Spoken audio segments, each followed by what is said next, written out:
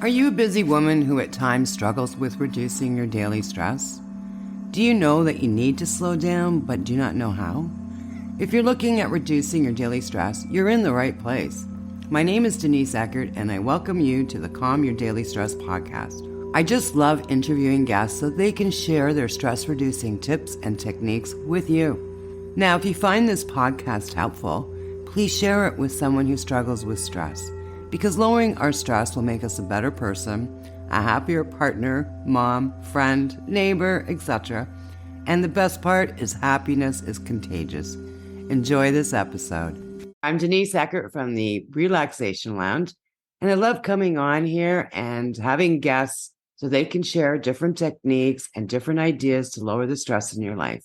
Today, I've got Lisa Tahir, who's a licensed therapist, host of All Things Therapy podcast, artist and author of the Chiron Effect, Healing Our Core Wounds Through Astrology, Empathy, and Self-Forgiveness, which was endorsed by His Holiness, the Dalai Lama himself. So welcome, Lisa. Denise, thank you for having me on. I feel like we're chilling on the couch. I love the name of your show, The Relaxation Lounge. Such a good vibe that you put out here. Thank you. Now, what inspired you to do this work, Lisa? Denise, it's been my own personal journey into wanting to experience more happiness, more peace in my own life, and being taught as a young person. It's about hard work and a lot of suffering, in fact, from the family I came from, first generation from an immigrant family. My father's from Pakistan. There was just this paradigm, and there's value to it. I think if you can really balance the goals and dreams that you have, approaching them in a way that actually feels better rather than worse, because you're going to have more joy along that journey. So that's been one of the pieces that I feel led to share on Relaxation Lounge, about wanting to help people learn that they can live their lives, achieve their goals from an easier perspective than harder. I grew up in an area where there were a lot of different cultures, and I find the generation were really, really hard because they had their dreams for their children. It wasn't their children's dreams. And if you went and sidestepped from your parents' dreams, you were considered a misfit or you were failing, and you were never really encouraged to do what you wanted to do. Is that kind of how you felt growing up? You know, Denise, it's interesting you bring up that nuance, because I actually always had the awareness that my dad wanted better for me. So I never felt like there was a competition between him coming here from total poverty, living in a village without electricity, living in a tent, walking a mile to literally the nearest light bulb to study for an entrance exam to get a scholarship to med school in America, and being the only person in his village to receive that. So I always knew, and I'm so grateful that I've never known that kind of struggle, to literally not have food, to not have clothing, to just the terror that that brings. For me, it was different, that there was so much emphasis on education, which fortunately I aligned with. Like, it was a total resonance with me to be educated. I think it'd be a different story if that wasn't my dream. I think that would have been a challenge. It was just about having this awareness, and also I have a great work ethic. It's more about lately, how, again, to really have even the biggest of dreams that might be things you're working on in this whole lifetime, but to do it from a place of more joy. Like waking up, for example, what from my to-do list lights me up today? Like, what do I want to do right now? Not the order that makes the most sense, but what makes me happy. And that's what I've learned, Denise, is really the game changer. And I see you nodding your head. How do you feel about that? I love that because I do the same. Like, for me to Awesome. jump out of bed, I pick a to-do object or task that, yes, I want to do this. And then, yes, you have the ones that you don't really want to do, but they kind of have to be done. But I like having that one to do, whatever it is that day, that lights you up, because it makes you feel excited, It does. It gives you that reason to jump out of bed. I love that you have that experience in your own life because I don't think it's what we're taught.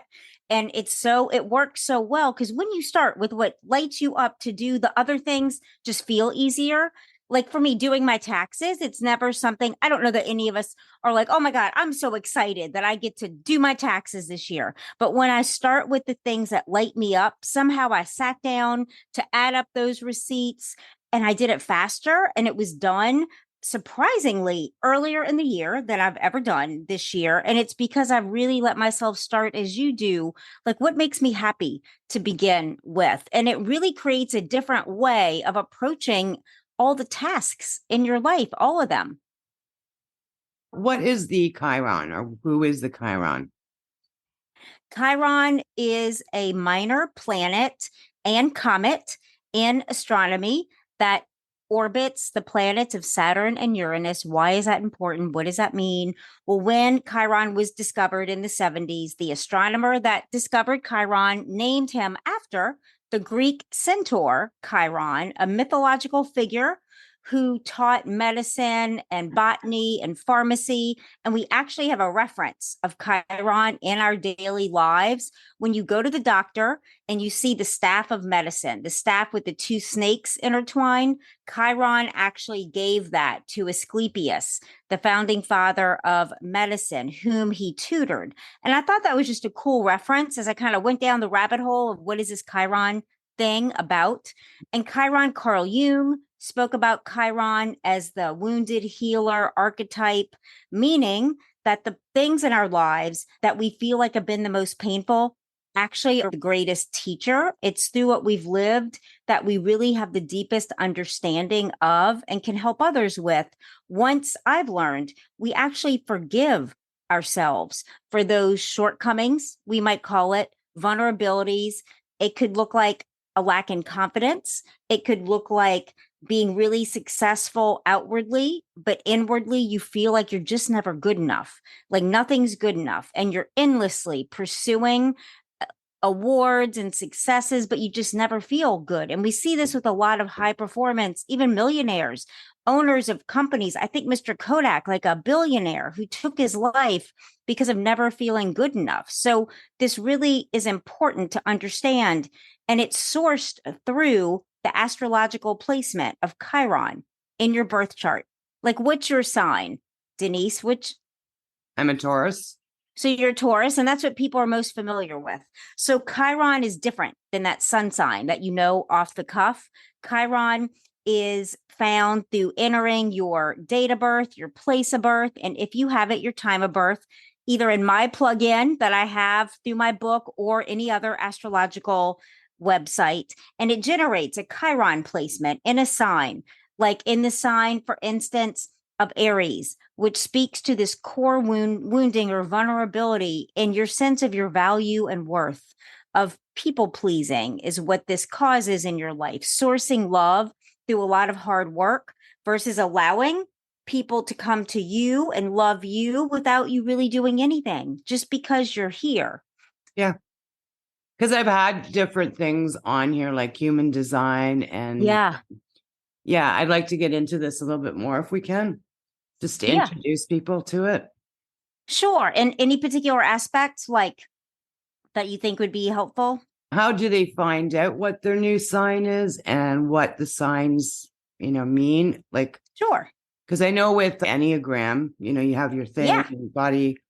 So yeah, if we can get into that a little bit, that'd be cool. Absolutely. So those of you listening, go to NOLA Therapy, NOLA therapy.com/Chiron, CHIRON. There's a free plugin where you enter your birth info. It'll generate, bam, your Chiron is in the sign of.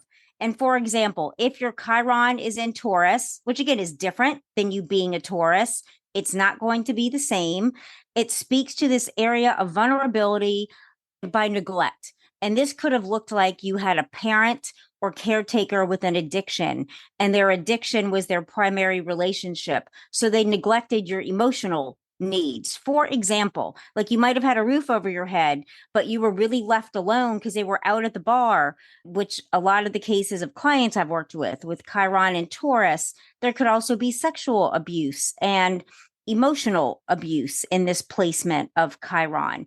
And just like there are 12 zodiac signs, there are 12 placements of Chiron.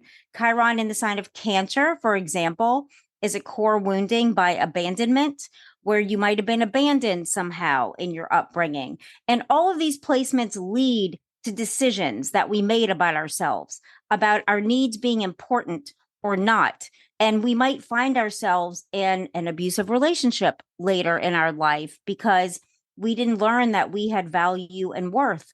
Or we might end up in a job, Chiron and Capricorn, having to do with people taking credit for your work, where you do all this work, but someone else gets the credit and you're never really rewarded monetarily or with the proper praise that you deserve. So that's why it can really be important to come to understand these woundings and the meaning you made about yourself as a result of them, so you can change those meanings. So now, how do you start healing your core wounds with your philosophy there? You know, in my book, I really walk you through, Denise, this process called creating the container for change. We ourselves are a vessel. You're a container. You contain your emotions, your life experiences, your beliefs, which are thoughts that you just keep thinking repetitively, and patterns are sourced from the thoughts that make up our beliefs. And I walk you through some journal prompts of things like reflecting upon a time in your life where you felt really loved and cared for, and also when you didn't, and the meaning that you made about yourself. So in the book from chapter 1, I suggest and invite you to spend about 20 minutes of reading to really do this introspective excavation as I walk you through from page 1 till the end. That's how it's laid out. Now, is it like a workbook or is it more like stories or? It's both. It's both. It's some of my personal life experience to help just make me relatable, that I really have worked through some things, some challenges in my life. And that's what made me become a therapist when I was in my 20s, is because I wanted to help people like my therapist helped me to really come to terms with healing from childhood trauma and abuse, and really wanting to help others learn their value and worth and worthiness. I think a lot of our deepest issues and problems really come from not feeling worthy, not feeling deserving. And my book, again, really synthesizes presiding paradigms as well as kind of this new one to help you make it your own. And I invite the reader to like take what works and leave the rest. It's really dynamic. I offer 5 or 6 practical takeaway steps with every placement of Chiron, as well as affirmations. So you can use this in a practical sense, not just like philosophical. Do you have any success stories that you can share with us? Someone that's come to you that was just a bit of a very stressed out and very unhappy? You know, I feel like the best model that I can speak freely would be myself, from where I came from, like growing up, not feeling valuable and worthy, finishing high school with a 1.86 GPA, starting to use drugs at 13, and recovering from cocaine addiction that I talk about in my book, and really learning that I have value and worth, and there's something that I'm here to do. And we get to decide our meaning and purpose.